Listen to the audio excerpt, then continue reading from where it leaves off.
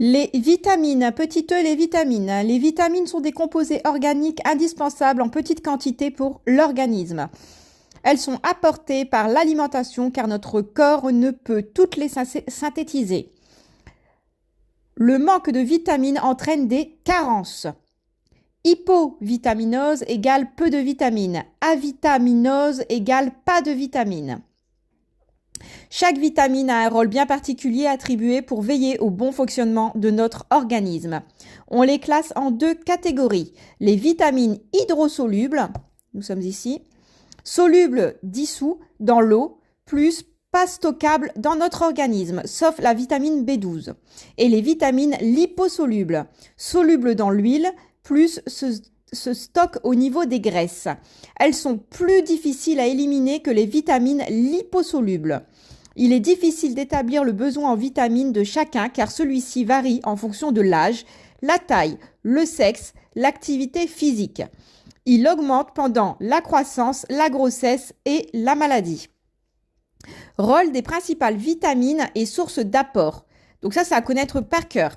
Donc j'ai mis les vitamines en violet. Donc vous verrez là, c'est entouré, c'est encadré. Le rôle est en rose, donc ici, d'accord. Source d'apport, ce sera en turquoise, donc ici. Et les carences sont en vert. Donc je vais vous lire la fiche et il faudra regarder du coup les couleurs. Donc vitamine A, rétinol, renouvellement cellulaire, peau, muqueuse, eau et antioxydants. Beurre, lait, œufs, fruits jaunes, bananes, oranges, etc. Dessèchement des tissus épithéliaux. Ensuite, nous avons la vitamine B2, riboflavine.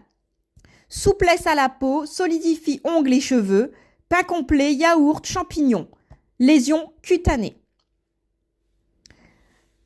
Ensuite, nous avons, je regarde parce que du coup, pour l'examen, il faut savoir en fait tout ce qui est en rapport avec la peau, les cheveux, les ongles, etc.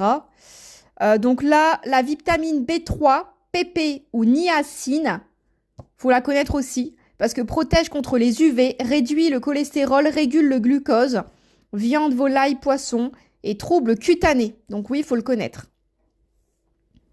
Ensuite, cette vitamine, faut la connaître aussi. Vitamine B5, acide pantothénique, pousse des cheveux, meilleur renouvellement cellulaire, résistance de la peau, meilleure cicatrisation.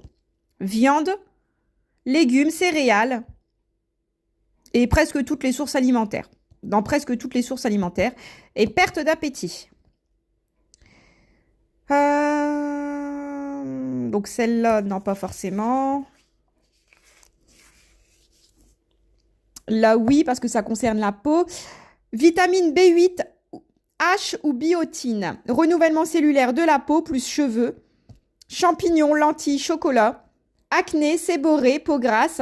Chute de cheveux, alopécie. Ensuite, celle-ci aussi, il faut la connaître en rapport avec le soleil. Vitamine E, tocophérol. Antioxydant, barrière de protection contre les radicaux libres, exemple le soleil. Jaune d'œuf, noix, soja, lait. Et on ne peut pas avoir de carence avec cette vitamine-là, la vitamine E. Voilà.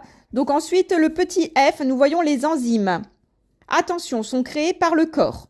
Les enzymes font partie de substances organiques. Ce sont des micromolécules qui font partie de la famille des protéines. Leur rôle est d'activer, de catalyser les réactions chimiques au sein de l'organisme. Elles agissent à faible dose, mais sont nécessaires au bon fonctionnement de notre corps. Chaque enzyme est spécifique à une réaction donnée. Exemple, réaction de mélanisation. La mélanocyte a besoin d'un acide aminé, la tyrosine, afin de synthétiser la mélanine. Cet acide aminé ne peut se faire sans un enzyme, la tyrosinase, qui a pour rôle d'activer la réaction. Nous verrons dans une prochaine vidéo la notion de métabolisme.